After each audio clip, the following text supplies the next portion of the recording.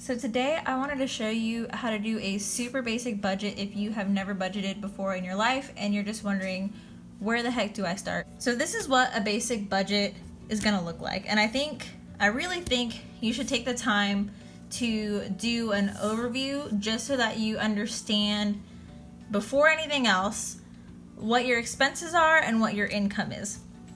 So your income is gonna be anything that comes into your bank account, all go in here. And then on the expenses side, this is gonna be anything that comes out of your bank account. So I wrote down a lot of things just to jog your memory if you're going to do this exercise with me.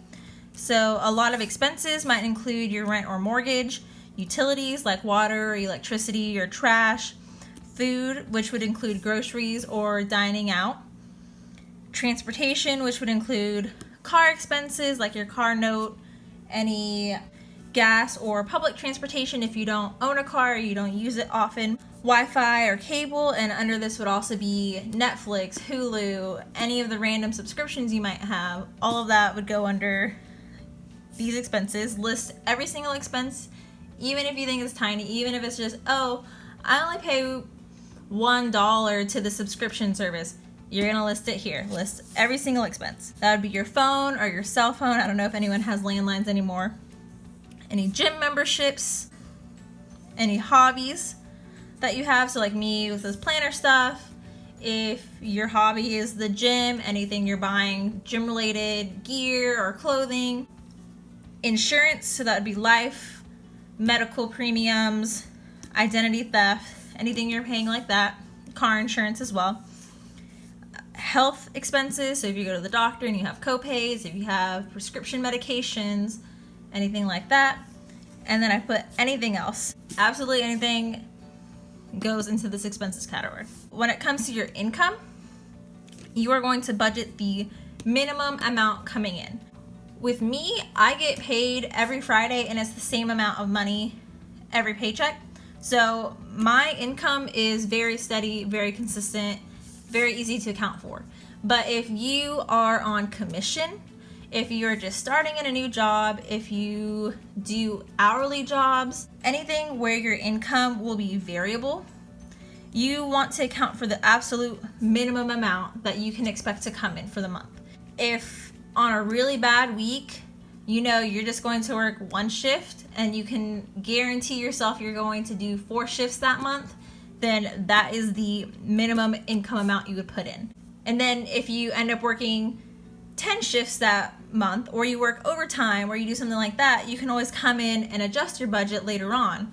But for now, you want to budget the minimum amount of income coming in. You want to be on the low end for the income side.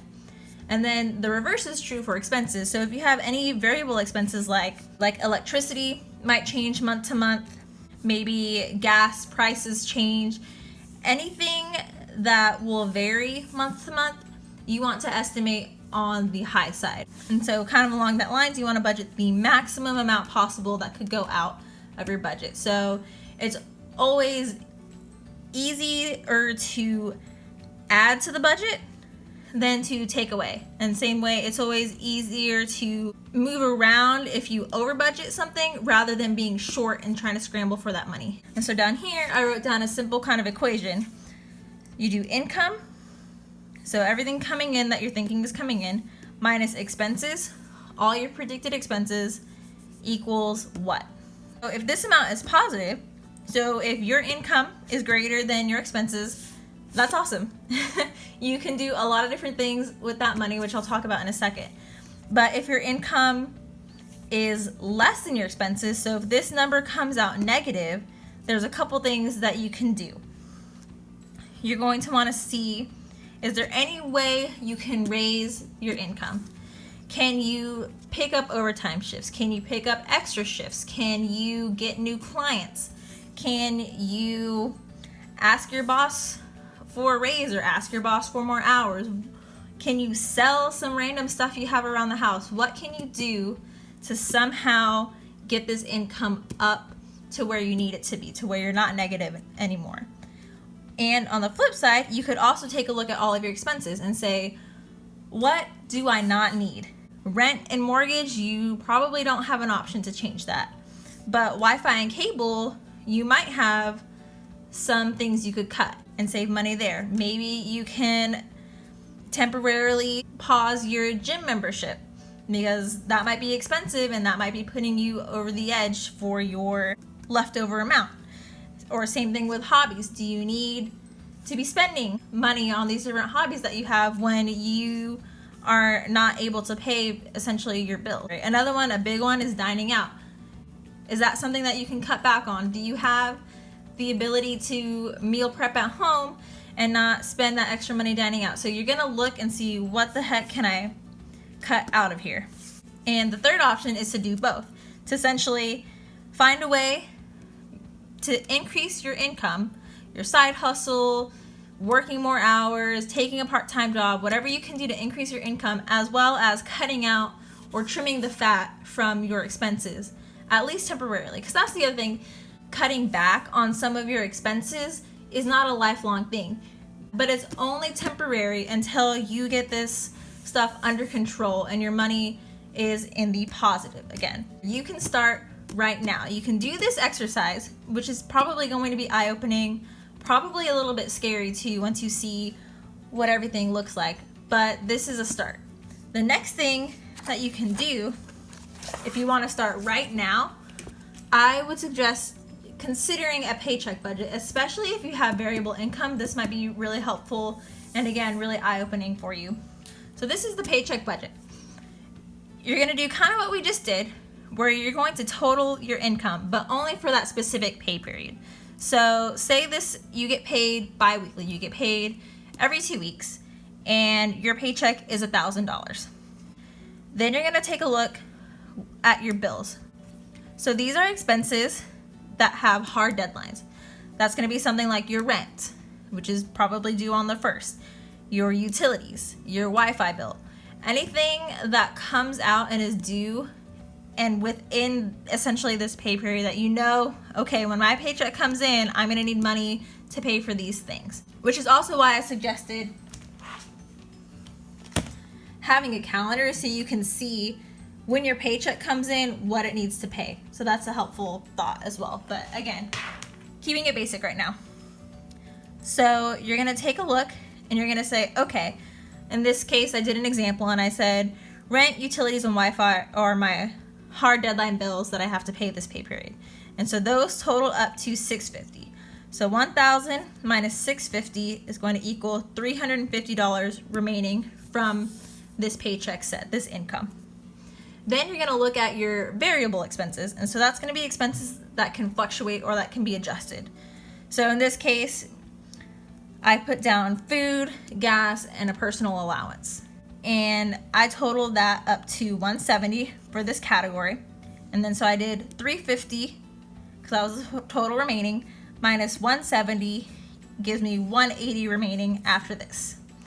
And so this is essentially cash or money left over that doesn't have a specified purpose yet. That means it doesn't have to go straight to bills or your necessities. This can go towards something else. So after that is taken care of, you can take a look at debt or savings. And so if you have debt, this might be something you want to apply to debt. So the debt would be extra payments to debt beyond the minimums. So if you actually had minimum payments due in this cycle, you would include that under expenses with hard deadlines. So you put the minimum loan payment here. This is just extra debt. And so you would do, in this case, I'm just gonna put it all towards debt. Say I have 0 left.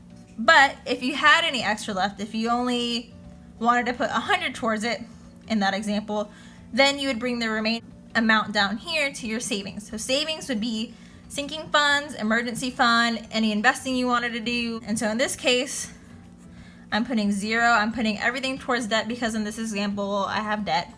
And then you come down here.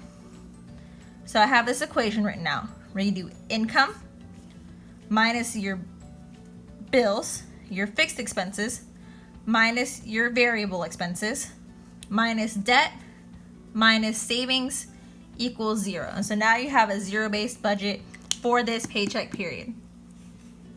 And so this is something that you can do right now for your very next pay period and start budgeting as soon as possible. And then when the next month rolls around, that's when you can take a bigger look and get more of an overview of what's coming up and what you need to account for, and get a better game plan with how you're going to be handling your money moving forward and what you need to be on the lookout for. But this is something you can do right now. And so the important thing, a budget really doesn't have to be complicated. That doesn't mean you're not going to make mistakes, because whenever you start something new, it's going to be difficult and it's going to be a change and you will mess up. Everyone messes up when they start budgeting. But stick with it and keep it simple. Find what works for you.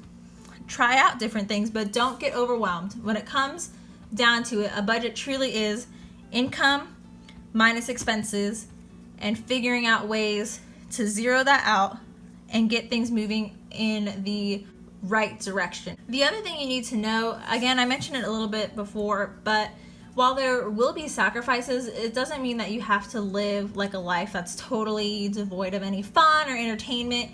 You can still do fun things, but you also need to just be purposeful with it.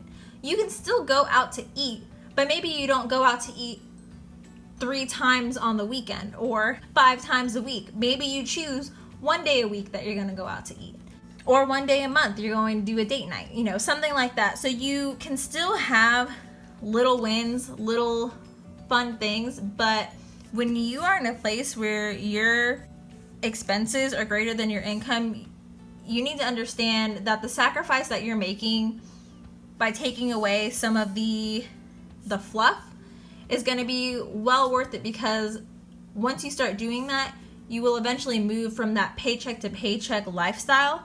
You will have financial security. You won't feel the same stress and the same anxiety over every paycheck and wondering, can I buy groceries this week? Can I make rent this month?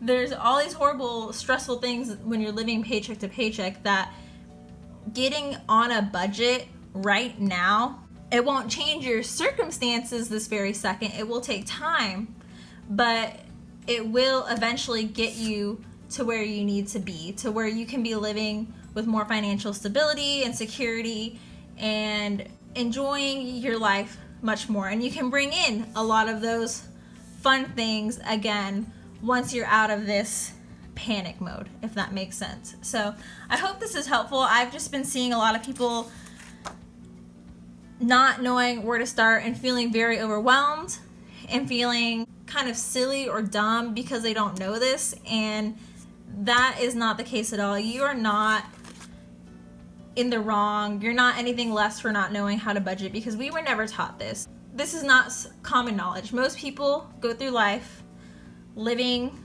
paycheck to paycheck, drowning in debt, and never knowing that something could be different.